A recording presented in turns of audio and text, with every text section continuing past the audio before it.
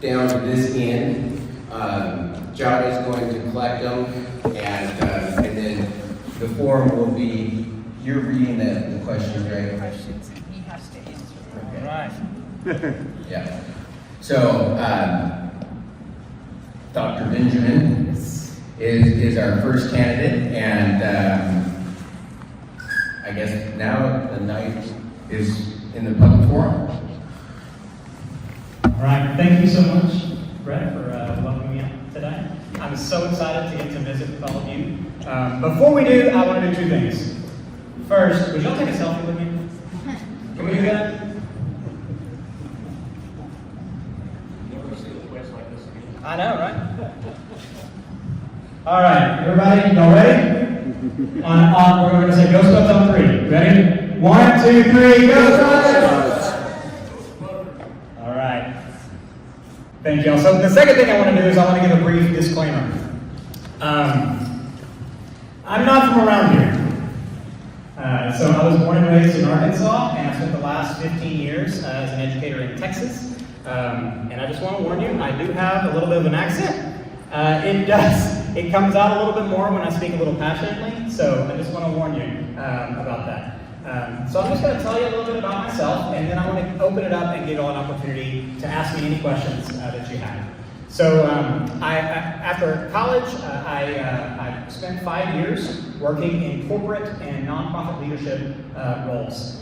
My whole family were educators, and I didn't know what I wanted to be when I grew up, but I didn't think it was a teacher. And so I went and I spent those years, and during that time, though, I realized that the parts of my job that I loved the most had to do with leading learning. So my wife and I, we relocated to the Dallas area. My wife is a speech pathologist, and so I decided to go ahead and enter education. I taught physics and engineering. And then after a few years in the classroom, I had the opportunity to go to the central office. The community that I was in is called Forney, and Forney is fast growth. When I say Forney is fast growth, it's located in a place called Kaufman County in Texas that for the last 2 years has been the fastest growing county in the nation. And so we had a significant need to grow as a district. We needed to pass some bonds, we needed to build some trust with our community, and so the way that we went about doing that was we really created a lot of transparency about school finance. We did a lot of open communication with our community, and over the course of the next few years, we passed a series of bonds totaling over $2 billion. During that time, I really got to get a front row seat to what it's like to lead a fast growth district. And after a few years at the central office, I decided that if I was ever going to be able to become a superintendent, I really needed to go and work at the campus level. So I decided to make the move and go and work at a campus and lead a campus, and so that's where I am now. I'm an executive principal at Forney High School. Executive principal is a little bit of a unique role. Our high school has 3 physical campuses. We have an alternative campus, and we also have a virtual academy. And so as the executive principal, I work to coordinate across all of those different functions and supervise the principals that lead those campuses. And so that's just a little bit about me and my background, and I'm really excited to be here in Ridgefield and answer your questions. Yes, ma'am. The very first question is, and by the way, we have both your cards that are coming in for questions as well as those people who answered questions and submitted them online. So I'm going to start with one online while I get some more of your cards coming in. What is your experience in leading a bond initiative in your district? What were the criteria for the bond to pass?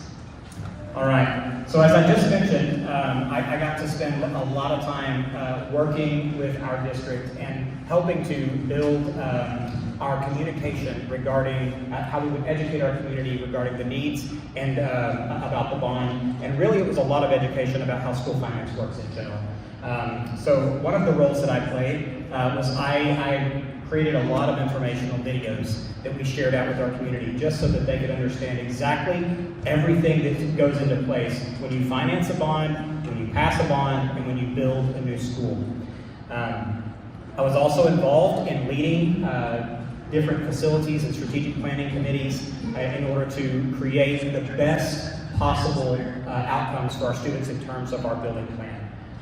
And so being a part of that allowed me to really get a good view of what it takes to pass a bond, what it takes to develop that plan as a community. When it comes to the voter support for our bonds, the threshold that's required in Texas is only 50%.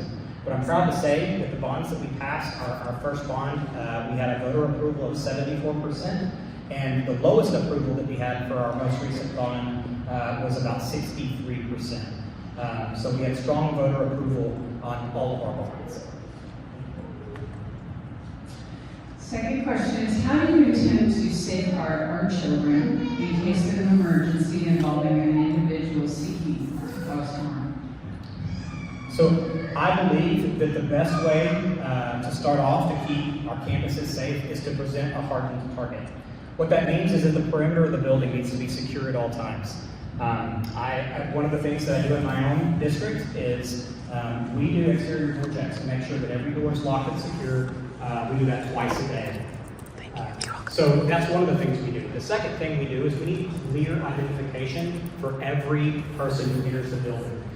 There needs to be clear processes in place to make sure that everyone's there is supposed to be there.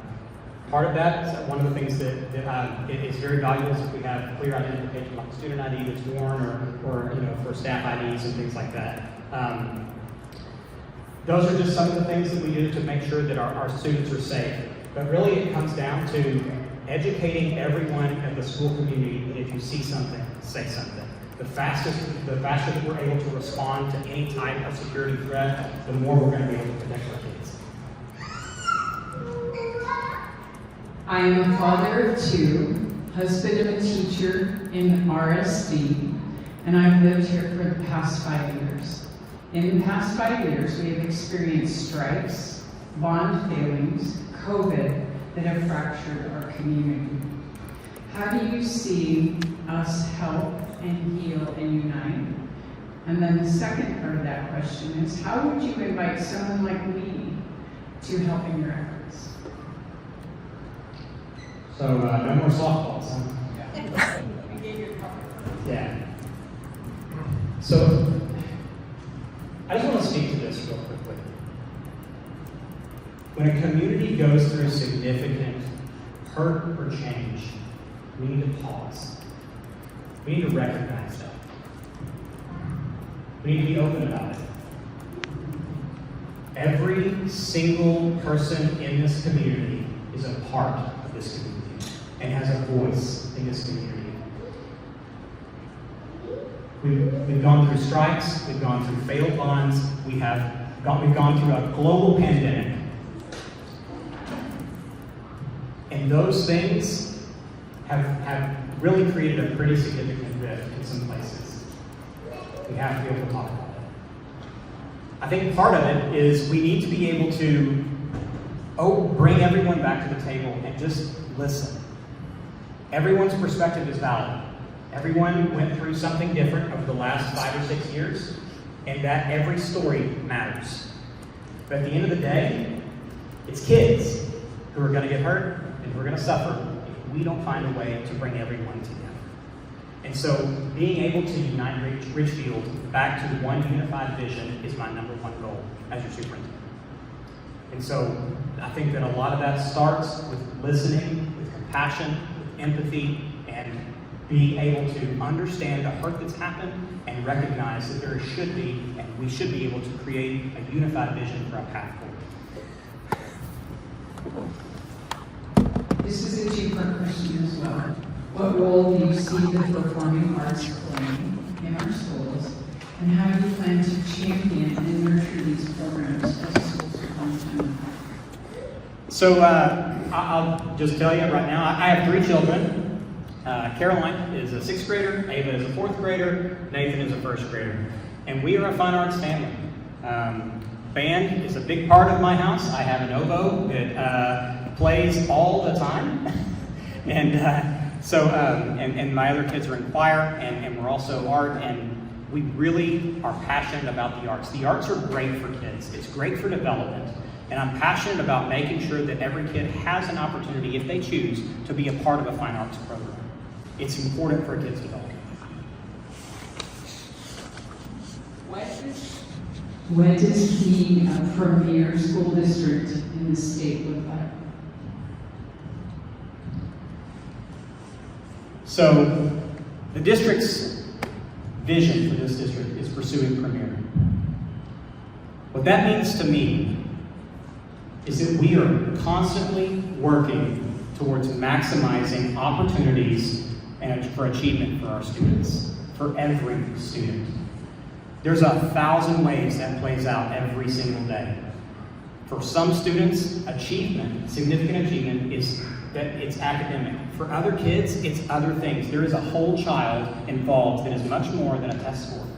So pursuing premier isn't just about our scores and accountability from the state level. It's about creating opportunities for kids to live out and become their best selves.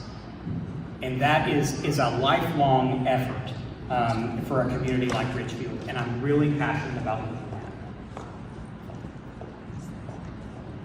Presenting information in a highly charged situation and to a variety of stakeholder groups is part of the superintendent's job.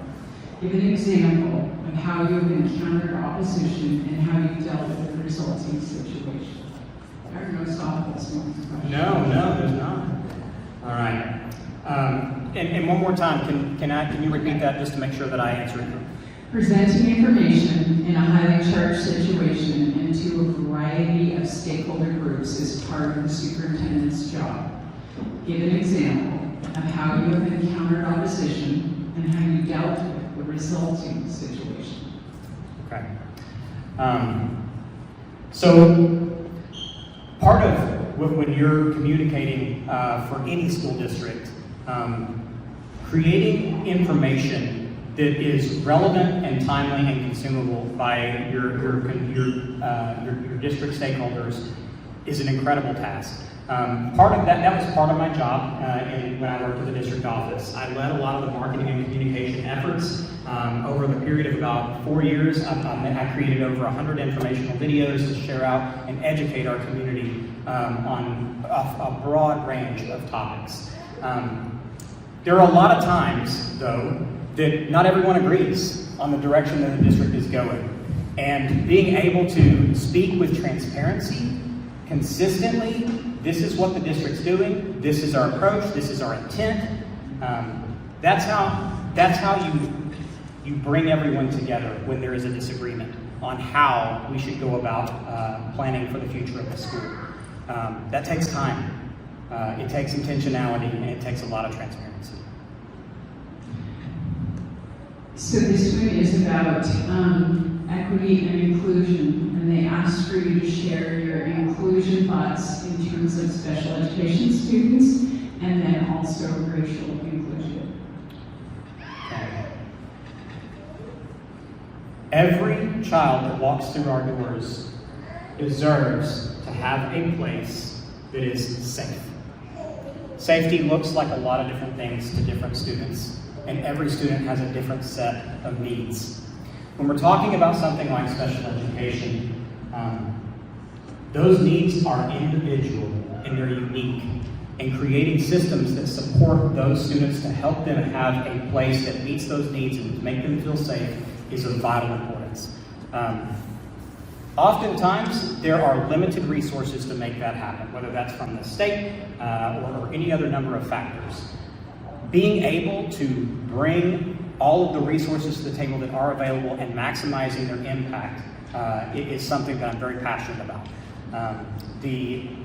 When it comes to diversity of your student body and of your stakeholders, every child that walks through our building brings with them their culture. They don't check their identity at the door.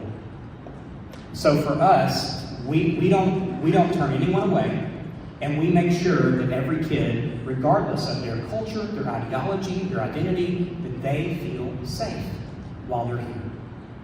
That's my passion.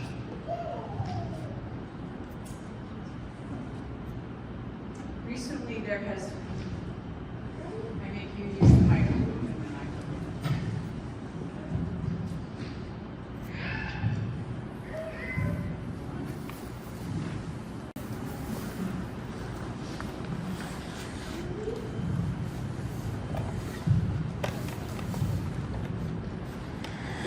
Wes, there was an incident at Forney High School. You want to explain the incident that happened and what your office would have done differently if you'd had the opportunity? Just to clarify, are we talking about a specific incident? It was a specific incident in terms of fights at North Forney High School, and it was pulled from an article. Okay, so that's a different campus. Okay, so go ahead and explain how, had it been yours, what you might have done differently in that situation, but go ahead and overview the incident as well. Okay, so there was an incident that took place where there were several students involved in a multi-student incident. From my perspective, and again, this is speaking to a different campus, physical aggression is something that we have seen grow across the country since COVID. We have students who went through some very traumatic incidents, and they carry a lot of trauma into our schools. When a student is experiencing significant trauma, they don't respond as their best selves. As educators, we have to have very good trauma-informed responses for how we respond in those incidents. One of the things that I think is very valuable is to provide our training for our staff, both our certified and our classified staff, on how to respond to management of aggressive behaviors. And so on my campus, one of the things that we have done is we provided, it's called MOAB, there's a training on how to respond to aggressive behaviors.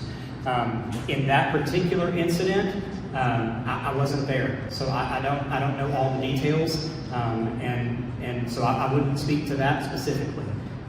But being able, I think the best way is a prepared staff who's able to help de-escalate when we have those aggressive behaviors.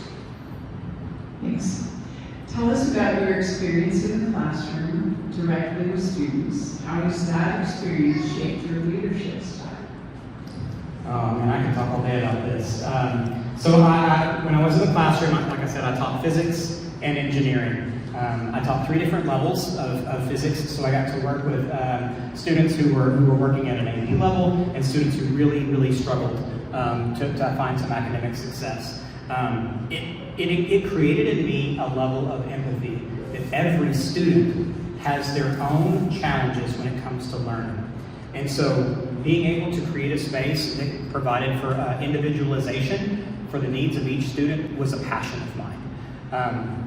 I also got to see what happens when a student finds their passion.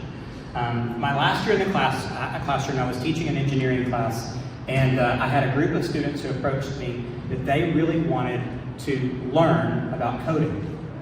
I knew nothing about coding. I taught aerospace engineering and intro to engineering design, but I said, hey, you know what? Let's learn about coding. So they found a competition. It was called the Verizon Innovative App Challenge. They said, we want to enter this, and basically you develop an app in your school or community that solves a problem. So I worked with this group of 5 students, and we learned together. They were passionate about this, and we created an app. We submitted it in the competition, and won the national competition for app design. I knew nothing about coding, but the kids' passion, when we were able to tap into that, they just ignited with what they were able to accomplish. You're selected as the Ridgefield Superintendent. What can we expect as community members to see from you in the first 30 days, in the first 90 days? So part of the entry into a new district is all about listening. What I would do, at first I would work with the board to create our 90-day entry plan and identify who are the key groups in the community that we really want to focus on bringing in so that I can really get a chance to know the needs of the community and meet the key stakeholders. So I'm going to lean a lot on the expertise of our board to determine what that looks like. But for me, it's about listening. I mentioned earlier, Ridgefield's been through a lot. I want to learn about it. I'm an outsider right now, but I want to learn and become an expert on everything that we've been through and an expert on everyone's vision for where we want to go. What do you do in your spare time? What are your hobbies? What do you do with your family? Okay.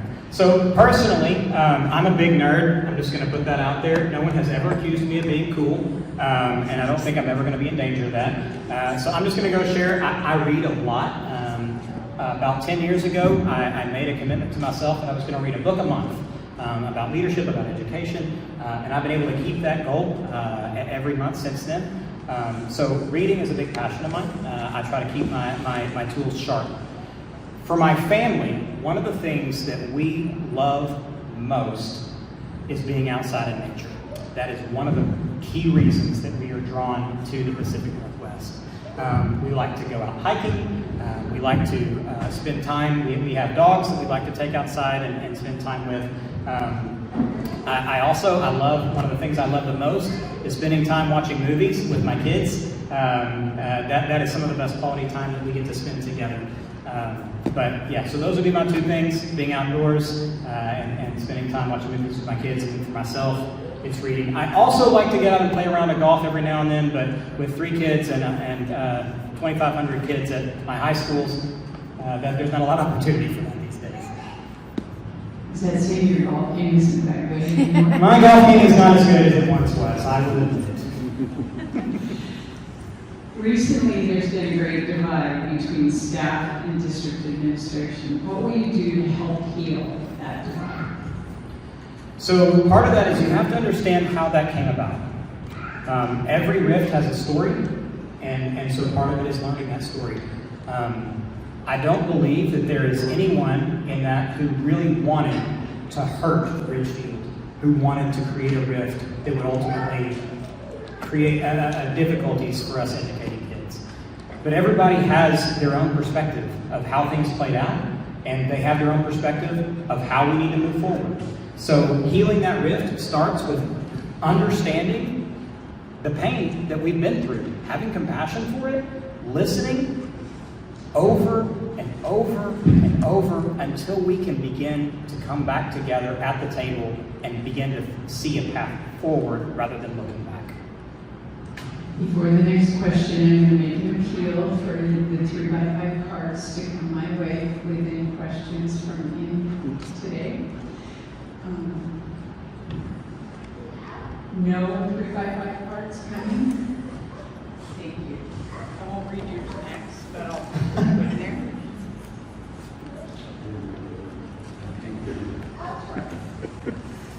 Here's one. In regard to equity and inclusion, what is a personal commitment to equity mean to you, and how would it show up in your decision-making process? Just as a background, many of these have come from the equity committee, and there were other questions. Absolutely. First, I think when we start to talk about equity, we need to have some common terminology. There's a difference between equity and equality. And creating equity is about outcomes. What are the outcomes that are available to students? Not every student comes with the same set of resources. Not every student comes with the same support system, the same values, ideologies, whatever it is, the same culture, the same identity. All of those pieces factor in to the student experience. But when it comes to equity, it's about creating consistent outcomes and opportunities for students at the end of the day. This is about the difference between Washington state requirements being different from Texas requirements. So let's have a little conversation about being an at-will state in Texas and what you would do in negotiations and working with unions here. Yeah, so Texas is at-will, we're not a union state. But my belief is that every state still has a negotiation process that they go through. It just may not be formalized. So for me, when I'm working with my teachers, it's very important for me to hear their voices. So I sit down and every quarter I sit down with a group of teachers and we talk through what's working and what's not working. I want to hear their feedback. I want to have an ongoing relationship, an ongoing conversation. That's important to me, not because it's required, but because that's what I believe is important as an educator. When it comes to working with our unions, we can't wait for a bargaining cycle to start that relationship. We have to start it immediately. If we can have a continuous conversation about the needs that we have, and when it comes to time to talk through a bargaining cycle and begin that process again, there are no surprises. Everybody knows what we need, and it's just about putting together the next step for what's best for kids and best for educators in Ridgefield. So describe what you're most proud of in your position that you're currently in.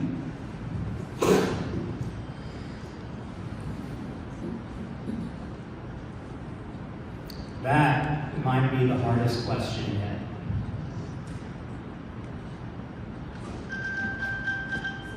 I think that I am most proud of the outcomes that we have been able to create for our students in terms of their college, career, and military readiness.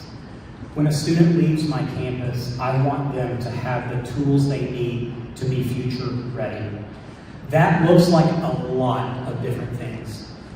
We have raised our AP scores. We have raised our industry certifications that students walk out with, in both cases, about 20 to 30% in the last 2 years. That's important to me. It's important that my students leave my campus with every tool, every advantage that they can have. And so when it comes to what am I most proud of, it's them.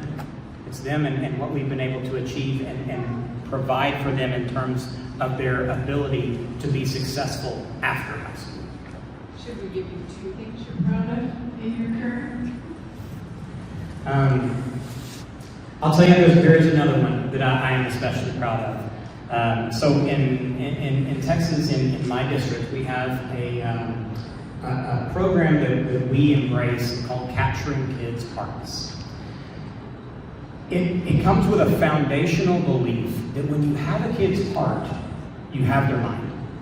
And every kid deserves to have a meaningful relationship with an adult at the campus. If a kid is connected to the campus, they're going to have a much greater likelihood to be successful. So we really worked hard to embrace the Capturing Kids' Hearts model. And this last year, there's only 50 high schools in the nation that were named as National Showcase campuses, and ours was one of them. And so that is something I'm especially proud of. Share with us a racial equity incident or situation that you've experienced, how you've worked toward a resolution, and what would you say was your deepest learning from that experience? So, in my district, we have a dress code we've had for many, many years. It's changed over the years, but for a long time, part of that dress code involved what students could do with their hair. And for me, there was a significant exercise in learning the cultural significance of a student's hair and their expression with that. Over the course of years, when we began to really understand the impact that this was having on our students of color, we came together as a leadership team. We presented to our district leadership and to our board and said, this is something that needs to change.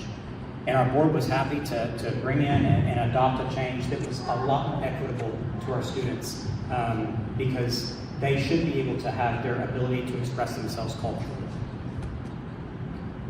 You've spoken a lot about listening. Then what? Question mark. How do you incorporate a diverse range of feedback and find alignment on a single vision? So when it comes to building a vision, you have to be able to bring in a lot of different perspectives. And one of the ways that I do that is we build a guiding coalition. We bring in stakeholders who are students. We bring in parents. We bring in business and community partners. We bring in teachers. We bring in counselors. We bring in administrators. We bring in board members. We bring in retired teachers. We bring in grandparents. And we listen to their vision for the future. We decide together what are the values that are going to drive our decisions, we create new goals, and then we move forward.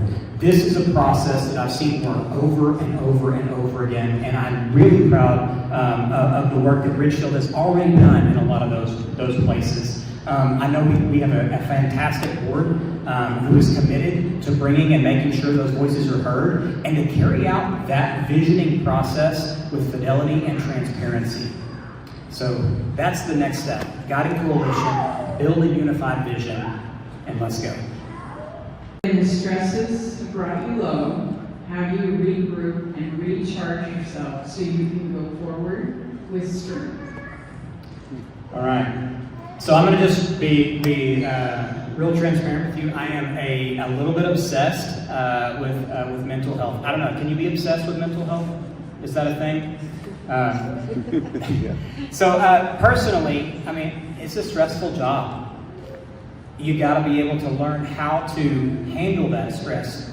In my personal life, I spend a lot of time exercising. I spend a lot of time just kind of spending time quietly and just reflecting in order to understand where my stress is and how I handle it with myself. It's a lot of time with my family, reminding me why I do what I do. It's a lot of time going into classrooms and seeing good instruction and seeing kids learning and reminding myself why I do what I do. But that's not just something that I'm passionate about for myself. It's something I'm passionate about for our educators. Being an educator is stressful right now. There's a lot that we put on educators' plates, and we do more and more and more every year.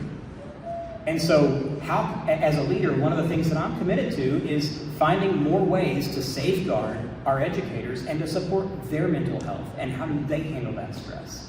So that's how I approach stress. You've been in a lot of situations today. You've been in meetings all day long. I want to have you answer what was your favorite question, unanticipated, and then we'll go to which one was the most difficult for you to answer. My favorite question, I was with the office staff earlier at the district office, and we had one of the employees said, if you could wave a magic wand, you get one wish, and completely change all of education in the state, what would you do? And that one, I loved that question because it legitimately caught me off guard. And so, but my response, I knew immediately what I would do. So there is a researcher that I really love and follow. His name is John Hattie. He did a lot of research to figure out of everything that impacts a student's educational experience and their achievement. And he quantified and found what is the things that have the most impact, the highest effect size of everything we do. He analyzed over 250 different influences and came up with a giant framework that showed us where we can have the biggest impact on kids. The number one of over 800 meta-analysis across the world, he found that the number one influence on student achievement is collective teacher efficacy. When we have a group of teachers who believe that they can have a positive impact on kids by working together. If I could wave my magic wand, that's what I would have.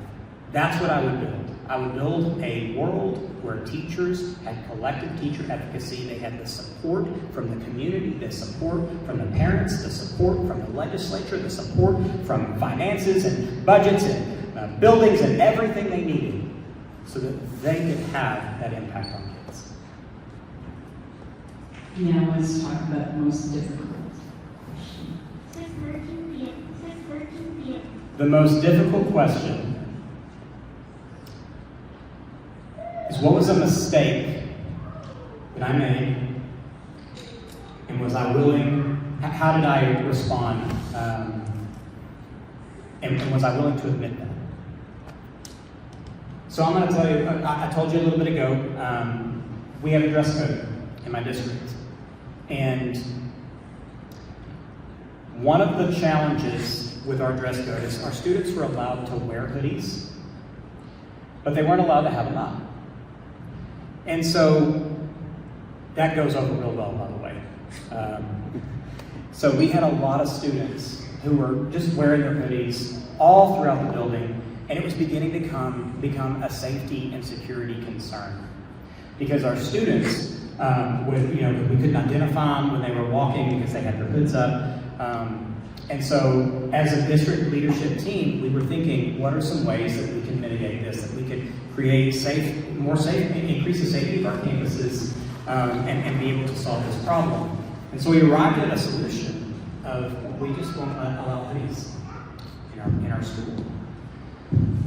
And what I realized after we put that in place is that there's a lot of reasons why a kid wears a hoodie. For some kids, they need to be able to just block out the world for just a little bit. They're overstimulated. For some, they really just don't want to be visible for a little bit. For some, they're just cold. But we took that choice away from the kid. And for me, I'm now wondering, was there another way that we could have done it? That's a mistake that I made. And so now I'm trying to figure out how can we go back and address that in a better way. How can you promote collaboration between gen ed and special ed staff? And what are your views on universal design for learning? Okay. So I'm going to speak to the gen ed and staff and special ed co-teaching. So that's the model that we've had in our district since I was a teacher. So I had inclusion support in my class. I had co-teachers that I worked with. What I think that we could have done better is we provided great training for our special education teachers, but we didn't provide as much training as we could have for our gen ed teachers. What we did instead was we said, here's a lot of responsibility that's on your plate, and we're not really giving you the training and the tools on how to do that, and we're not taking anything else off your plate. So for me, I think that we need to have good quality professional learning opportunities for all of our teachers. It's the same thing with UDL. And if we can provide quality professional learning that our teachers want and need and value, then we're going to be able to make these models work. What would you identify as the two biggest challenges in your administrative role in keeping students and their learning experience a priority?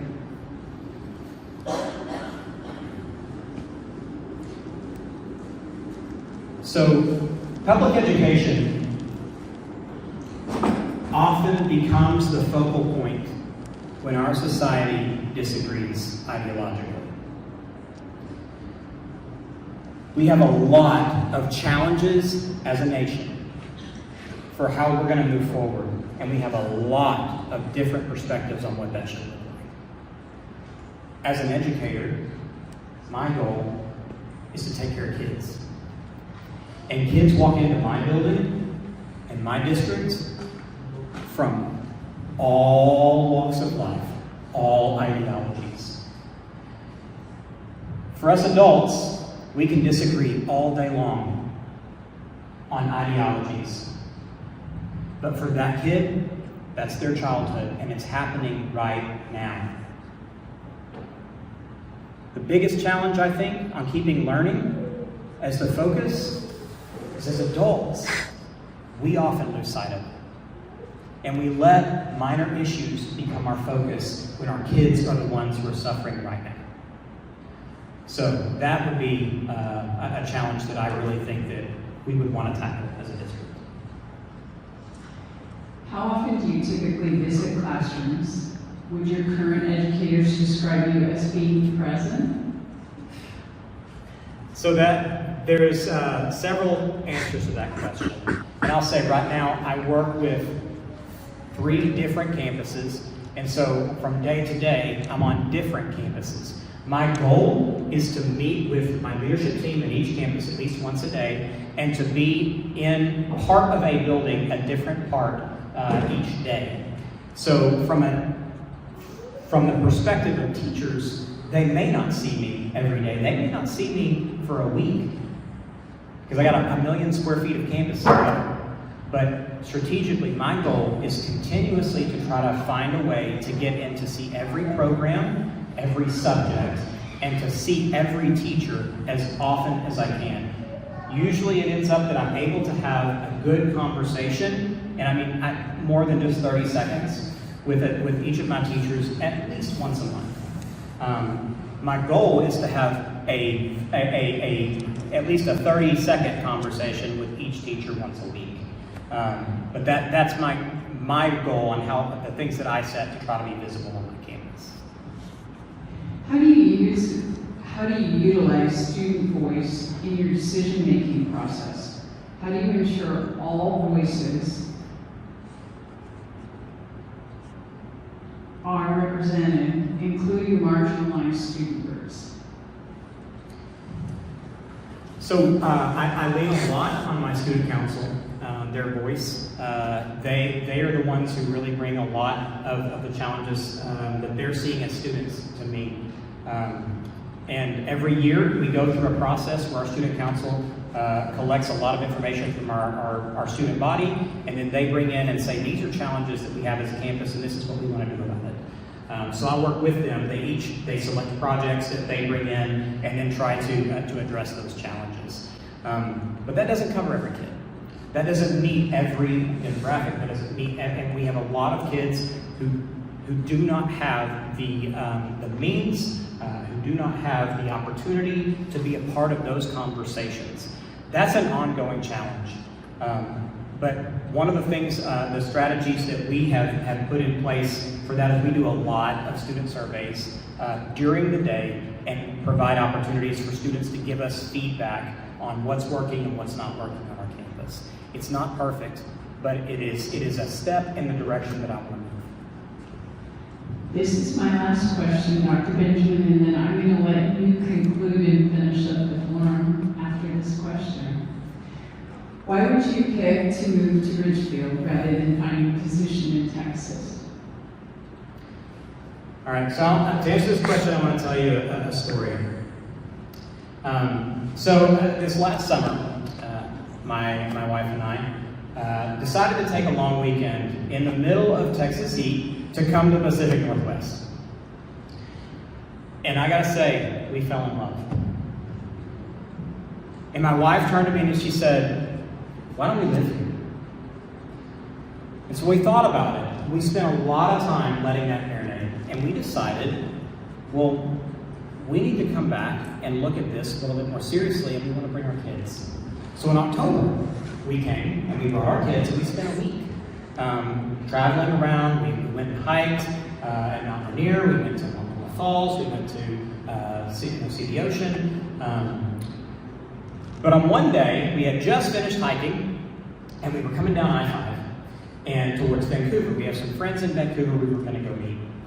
And about the time we got to Kalama, I got a notification that I had low tire pressure. Trust me, this is going somewhere. So I pulled over. There's not really a place to get the tire fixed in Kalama, so we went ahead and changed the tire. I pulled everything out of the back of my rented minivan, put it on the sidewalk, pulled the tire out, changed the tire, and then we got back on the road. Our plans for the day were completely shot. And I knew I needed to go get this flat fixed. So as we were pulling up, we found, there's a little town here called Ridgefield. Let's go check it out. So my family and I went and we pulled into Ridgefield and we got our flat fixed. And then we decided, let's just explore this little town a little bit. And as we did, we fell in love. And my kids turned to me, and that's the moment where they said, Dad, why don't we live here? I had no idea that there would be a superintendent position open in Ridgefield, but we fell in love back in October, and that's when we made the decision and said, this is where we want to look at living. So, to answer your question, that is how we fell in love with Ridgefield before we knew there was an opportunity. So, with that being said, I want to close with one more little story. As we were walking around, we noticed there was something pretty impressive downtown. I looked up, and as I'm walking around, we just had some dinner, and we're looking around and saw this giant tree downtown. Y'all know what I'm talking about? Right? There's this enormous tree. And so I was like, let's go check this thing out. So went over and started doing the research. There's a giant sequoia in the middle of town. So I'm gonna tell you, I'm a science teacher, and so I'm gonna give you a little bit of science lesson, okay, about giant sequoias. They're not native to Washington, right? That's not a native tree. They're from California, and giant sequoias are very, very unique. They are some of the most massive organisms that exist. In fact, the largest organism in the world is a tree called General Sherman that's over 3,000 years old. What is impressive to me about giant sequoias is they do not have deep roots. In fact, their roots only go down about 6 to 12 feet. In order to support the size of the tree, their roots go way out in every direction, and they connect with each other. What was interesting to me is that tree is the largest non-native tree in Washington. And I say that to say, I'm not native to Washington. I don't have deep roots here. But that tree is standing, not because it has deep roots, but because it has roots that run out into the community. And for myself and my family, that's what I want. I want our family to be rooted here in the community, and I want to be a part of Ridgefield. So thank y'all so much for coming tonight. It's been a blessing getting to visit with you, and I hope I get to see you again. Have a great day. Thank you, Dr. Benjamin. Appreciate it. Before I forget, we have some input forms that we would appreciate if you take the time to fill it out, put your input in. They're sitting over there on the table by Danny. I want to thank Jada for facilitating this. Thank you. Good job. I also, we were scheduled to have another forum tomorrow night. That is canceled. That candidate has taken a different position. We will be back on Thursday, same time, same place. So I hope that you come. Bring a friend. All right, we want to support this community input, and I want to just say thank you for coming. And again, Dr. Benjamin, appreciate it. Thank you. All right, have a good night.